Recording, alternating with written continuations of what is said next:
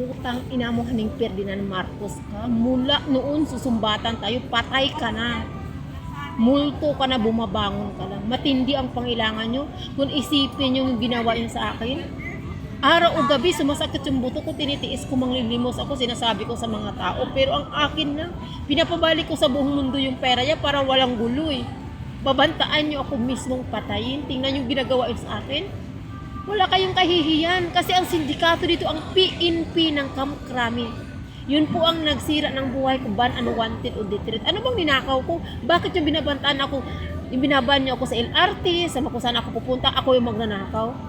Alam mo, haning putang ina ka, may katapat ka rin. Ang Panginoon talaga ang gaganti sa inyo, magsusumpa sa inyo. At saka, ang inaabando. Kayo, siya mismo ang magkabigay ng kaparusahan. Alam mo, putang ina ka talaga. Mula noon hanggang ngayon, yun ang ginagawa yun sa akin. Hindi po ako nahihiya. Kasi nga, saan ka ba nakakitang Facebook nga? Walang kaibigan, walang teacher doon, walang maghihingi akong tulong doon kahit kaninong tao nakablock. Yung matindi doon, nahihingi ako sa Gcash kung sinong kakilala ko. Binablock nyo, binablock yung SIM card ko, binablock nyo yung message ko, binablock nyo yung messenger ko, ginamute nyo, tanggalan nyo yung video ko.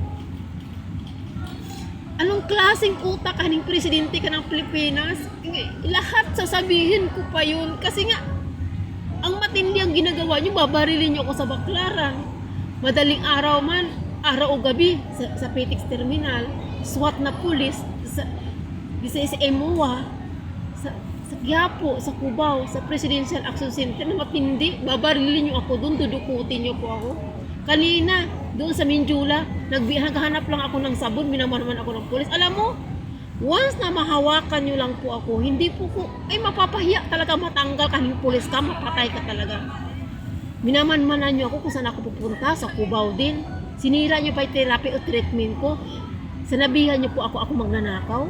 Alam mo, haling putang ina ka. Kung makinig man yung buong mundo, buong Pilipinas, sa ginagawa yun sa akin, hindi makatarungan eh. Hindi pa kayo nahihiya. Lahat tinatakpan mo kasi nimulan kang adik, kaning gago, kaning Ferdinand Marcos ka. Patay ka na, drug adik kang bangag, kang gago ka. Hindi ka ba nahihiya? Ako hindi ako naghahabol ng pera yan. Kahit wala akong pera, wala akong pagkain, wala akong cellphone, ginahack nyo, tatanggalan nyo pa ng signal, lahat, ginagawa nyo yan. Mula noon hanggang ngayon, nakakatulog pa kayo kasi sinungalingan nyo. Hindi pa kayo nahihiya. Sa kahit isang tuka sa buong mundo, ginawa yung hanap buhay, ginawa yung panakit butas. Putang ina ka, haming Facebook user ka ng buong mundo. Wala kayong kahihiyan. Sa sarili nyo man lang. Buong Pilipinas na Facebook user. Kung hindi dahil sa OFW, hindi nagtrending haning putang ina na magnanakaw ng ibig na yan.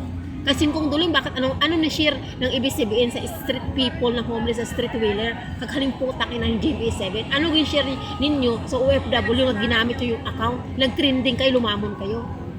Putang ina ka ng GBA7 ka, sana matamaan kayo ng tinda. Kaghaling TV5, sa Malacanang, kag buong Pilipinas, ang buong mundo na social media. Ano ba tinulong nyo? Nakakarating ba yung binigay nyo sa OFW? Naglumamon nyo, nung putulan nyo ng ulo, si Haning Rapi Tulpo, si Haning Ping Lacson, si Haning Durugul po Asurin, kag si Pinhamin Acorda, kag si Arne Ignacio, sa Department Migrant Worker na buhay kagas. Babarilin nyo ako dun eh. Dudukutin nyo po ako dun eh.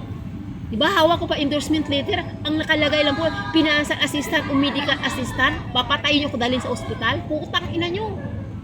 Haling agency ng Gold in Green ng Malate, yun po ang hawak ka sindikato, nagbigay ng 100,000 sa probinsya para patayin ako doon, para missing po din rin. Halagang binigay nyo sa konting pera, papatayin nyo ako. Walang hiyang haning agency ng Gold in Green na patay gutom. Yun po hawak ka sindikato kasi ang may-ari ng Arabo. Alam po, utang ina ka.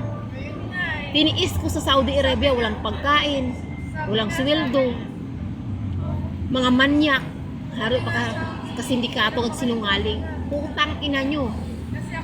Gumita kayo sa kahit isang tuka ng OFW, sasabihin nyo, pangit ako. Ay, wag niyo palikat pang ganitong mukha ko, pangit ako, hindi ko palitan pa ang mukha ko sa inyo. Putang ina nyo. Kahit ganito lang yung mukha ko, hindi ko pagpapalit. Kaya ang pangit ng sarili ko, okay lang sa akin. Pero hindi ako magnanakaw, hindi ako drug addict, hindi ako traidor o sinungaling. Mahilig kayo magamit ng hindi sa inyong account, putang ina ka. Lahat ng mga asap, haning vice ganda, haning gago, haning bakla ka. Putang ina mo, wag yung gamitin hindi sa inyong account. Gumawa kayong sarili nyo, sabihin nyo sa buong mundo para kumita kayo, wag nyo i-connect sa hindi sa inyo.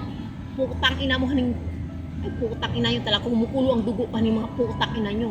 Kailangan ko ba? Lahat sasabihin ko ng mga putang ina nyo? Sana makatamaan kayo ng kidlat haling putang ina mo. Di ba mamungot akong pagkain sa basuran? Huwag lang ako humingi sa gobyerno ng Pilipinas kasi buhay kag asa magnanakaw, haning magnanakaw. Haning putang ina nyo. Wala kayong kahihiyan. Lumamon na, yumaman nga kayo. Hindi sa iyong pinaghirapan, magnanakaw kayo pare-pareho. Putang ina nyo.